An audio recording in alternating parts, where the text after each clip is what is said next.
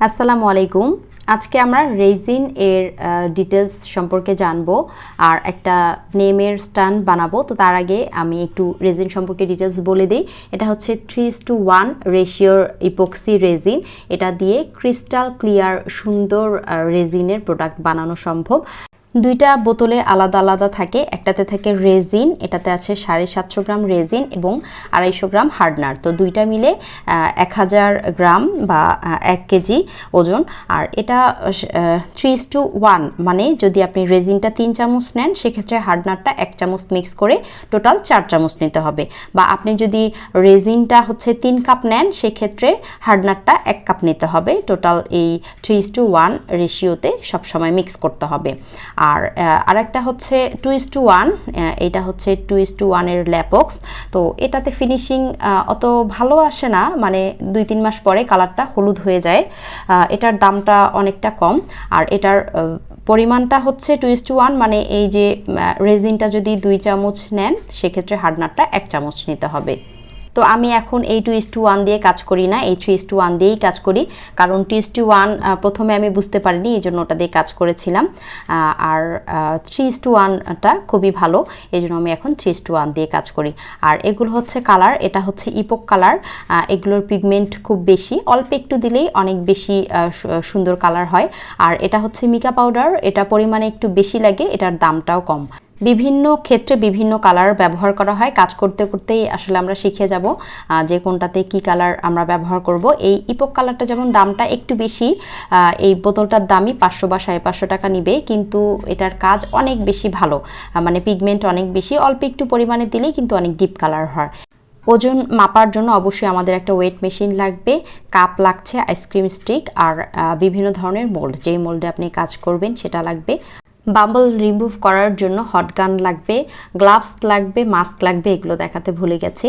আর আমরা ওয়েট মাপার সময় অবশ্যই আগে মেশিনটা অন করার আগেই কাপটা রেখে দিব, তাহলে কিন্তু কাপের মাপটা আসবে না, তো ডাইরেক্ট রেজিনের মাপটাই আসবে। সবসময় এটা খেয়াল রাখবেন। চলুন আমরা এবার একটু রেজিন মেপে নেই।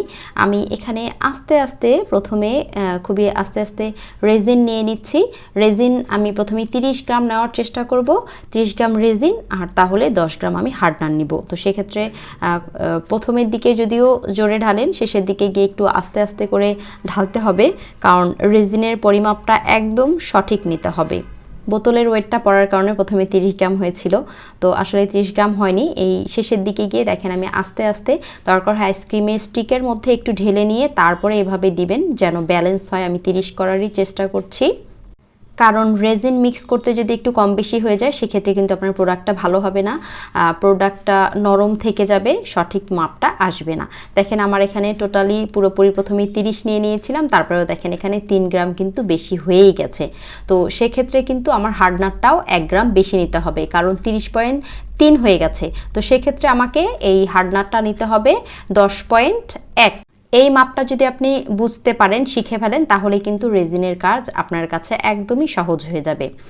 যেহেতু আমার 30.3 এসেছিল, সেক্ষেত্রে আমার এদিকে 30-এর জন্য এই হার্ডনারটা 10 গ্রাম নিতে হবে।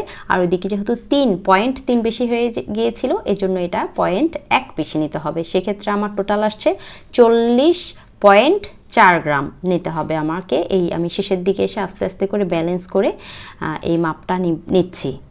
রেজিন যদি আপনার বেশি পড়ে যায়, যেটা 3 চামচ নেওয়ার কথা, সে জায়গায় যদি 4 চামচ পড়ে যায়, সেক্ষেত্রে আপনি সঠিক মাপটা বের করেই তারপরে আপনাকে হার্ডনারটা মিক্স করতে হবে। হার্ডনার ঢালার সময় কিন্তু খুবই সাবধান থাকতে হবে। রেজিন যদি আপনার বেশি পড়ে যায় সেক্ষেত্রে আপনি পরেই যে হার্ডনারটা মিক্স করে কিন্তু ব্যালেন্স করতে পারবেন, কিন্তু এই হার্ডনারটা যদি বেশি পড়ে যায় সেক্ষেত্রে কিন্তু আপনার পুরো রেজিনটাই নষ্ট হয়ে যাবে। রেজিন মিক্স করার সময় একটা কথা মনে রাখবেন যে আপনি প্রথমে যে রেজিন ঢালবেন, ধরেন আপনি 50 গ্রাম রেজিন নেবেন, আপনার কোনো কাজে 50 গ্রাম রেজিন লাগবে, সেক্ষেত্রে আপনি কিভাবে বের করবেন যে কতটুকু হার্ডনার এবং কতটুকু রেজিন নিতে হবে। তো এই 50 গ্রামকে আপনি 4 দিয়ে ভাগ দিবেন, যত বের হবে ততটুকুনকে আবার 3 গুণ দিয়ে হার্ডনার নেবেন আর 1 গুণটা আপনি রেজিন নেবেন, তাহলেই কিন্তু আপনার পারফেক্ট একটা মাপ চলে আসবে। তো এটা ঢালার পরে 2-1 মিনিট অপেক্ষা করার পর রেস্টে রেখে দিবেন। তারপরে 2-1 মিনিট পরে এভাবে আস্তে আস্তে করে মিক্স করতে হবে 2-3 মিনিট ধরে টানা, থামা যাবে না।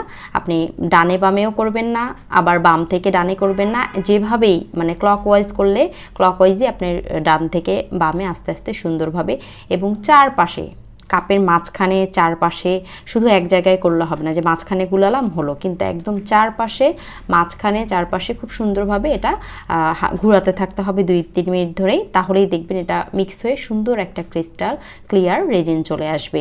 তো এই রেজিনটা আমার এখন অ্যাপ্লাই করার জন্য রেডি হয়ে গেছে। তো আমি এখানে মোল্ড নিয়ে নিয়েছি, যেহেতু আমি অ্যালফাবেট লিখবো সেক্ষেত্রে আমি অ্যালফাবেটের মোল্ড নিয়ে নিয়েছি।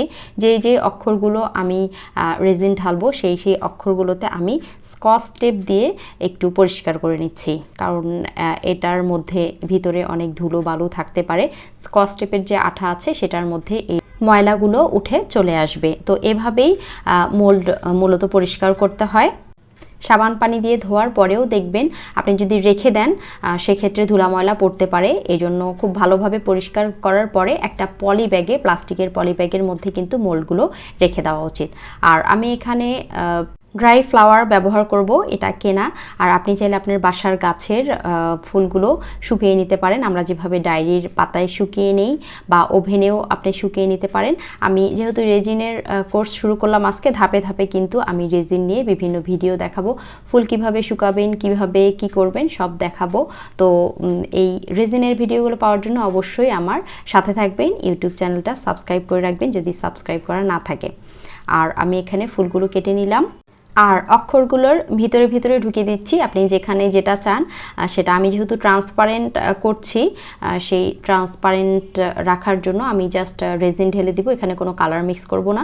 মূলত আসলে আমার ছেলের জন্য একটা বানিয়েছিলাম অনেক দিন আগে, ওর টিচার ওটা দেখে পছন্দ করেছে এবং একটা বানিয়ে চেয়েছে, এই জন্য আমার ছেলে শিখতে চেয়েছে যে মা আমি রেজিনের কাজ শিখব।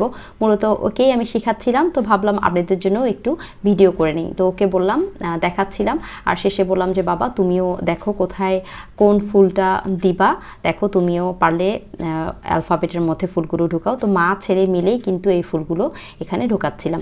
তো এখানে কোনো নির্দিষ্ট নিয়ম নেই, আপনি চাইলে আপনার পছন্দ মতো যেখানে যেই ফুলটা দিতে চান সেটা দিতে পারেন। এরপরে আমি মিক্সিং করে রাখা রেজিনটা এখানে আস্তে আস্তে ঢেলে দেব। আর যদি আমি এখানে কালার করতাম সেক্ষেত্রে কিন্তু কালার মিক্স করে তারপরে প্রথমে এক লেয়ার দিতে হতো, তারপরে কিন্তু এক লেয়ারটা কালারওয়ালা লেয়ারটা শুকিয়ে যাওয়ার পরে উপরে আবার এরকম ক্রিস্টাল ক্লিয়ার যেটা ট্রান্সপারেন্ট রেজিন ঢেলে দিতে হতো। তো যেহেতু আমি কালার দিচ্ছি না, ডাইরেক্ট ট্রান্সপারেন্ট করব, এই জন্য আমি ডাইরেক্ট পুরো একদম ভর্তি করে দিব। এক লেয়ারই করে দিব আমি, যেন দুইবার 2 লেয়ারে করতে না হয়। তো আমি সেই চেষ্টাই করব।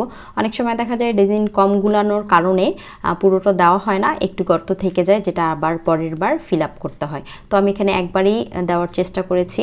আর একটা অক্ষর 2টা করার বেলায় যেমন ওটা আমাকে 3টা করতে হয়েছে, তো আমাকে 3 দিন লেগেছে এই 3টা ও করার জন্য, কারণ রেজিনকে 24 ঘন্টা দিতে হয় সুন্দরভাবে শুকানোর জন্য।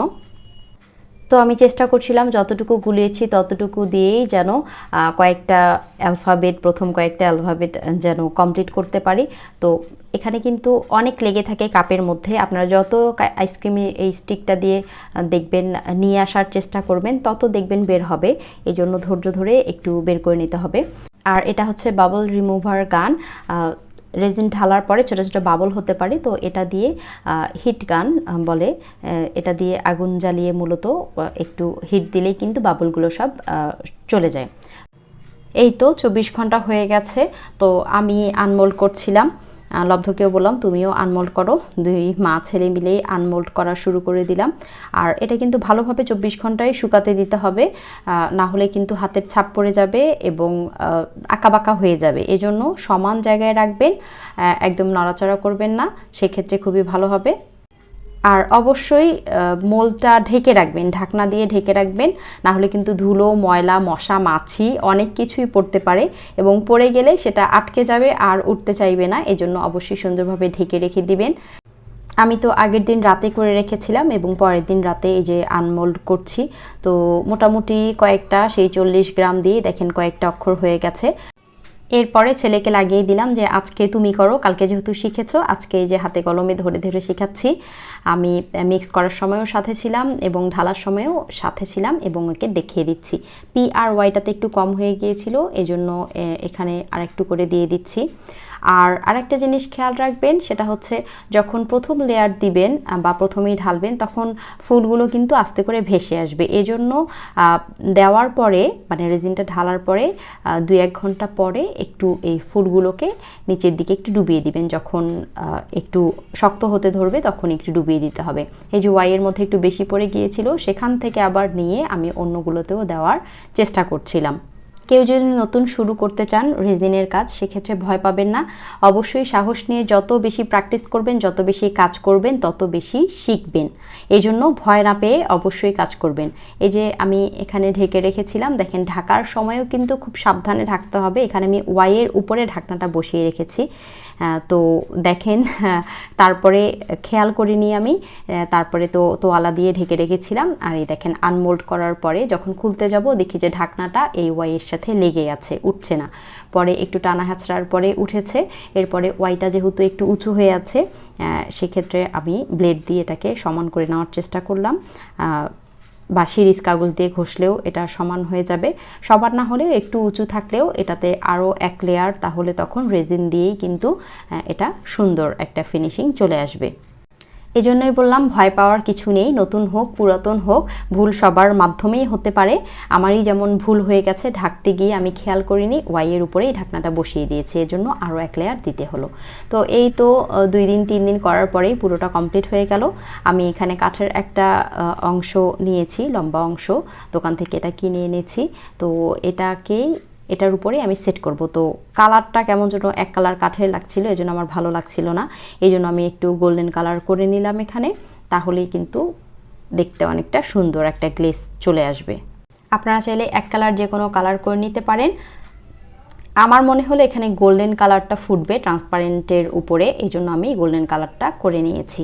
আর এখানে চাইলে আপনারা রেজিন দিয়েও কিন্তু এই স্ট্যান্ডটা বানিয়ে নিতে পারেন। সেক্ষেত্রে কিন্তু অনেক লম্বা একটা মোল্ড লাগতো, যেটা আমার কাছে ছিল না। তো আমি ভাবলাম যে যেহেতু এটা লং লাস্টিং হিসেবেই দিব আমি, এই জন্য কাঠের একটা টুকরাকেই দিলাম। এটা লং লাস্টিং করবে, কোনো সমস্যাই হবে না। তো ডানে বায়ে উপরে সবখানেই আমি কালারটা দিয়ে নিয়েছি এবং B6000 যে গ্লুটা আছে সেটা দিয়ে প্রথমে এই অ্যালফাবেটগুলো, রেজিনের অ্যালফাবেটগুলো এখানে লাগিয়ে নিচ্ছি। কারণ যখন আমি রেজিন ঢালবো তখন দেখা যাবে পড়ে যাচ্ছে, এই জন্যই আমি এই আঠাটা দিয়ে লাগিয়ে নিচ্ছি, যেন এটা সুন্দরভাবে শক্ত হয়ে দাঁড়িয়ে থাকে, আমার রেজিনটা দিতে সুবিধা হয়ে যায়। এই জন্য আমি সবগুলোর মধ্যে এভাবে আঠা দিয়ে বসিয়ে দিলাম।